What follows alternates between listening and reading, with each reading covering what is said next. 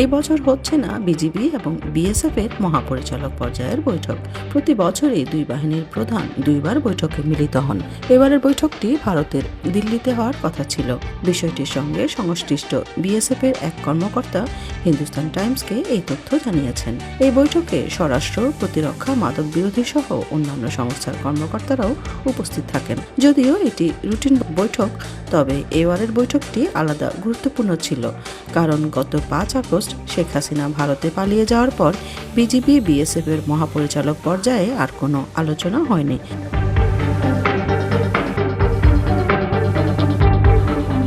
গত নভেম্বরে বৈঠকটি হওয়ার কথা থাকলেও বাংলাদেশ এটি পিছিয়ে দেওয়ার অনুরোধ জানায়।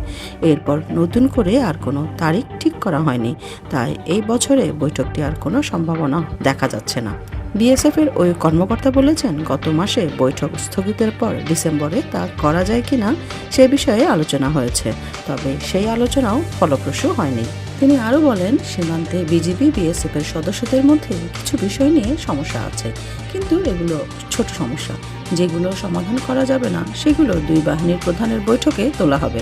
তবে এই মুহূর্তে বৈঠক না হলেও বিষয়টিকে তেমন বড় করে দেখছেন না তিনি, কারণ মধ্যম সারির কর্মকর্তাদের মধ্যে নিয়মিত বৈঠক হচ্ছে।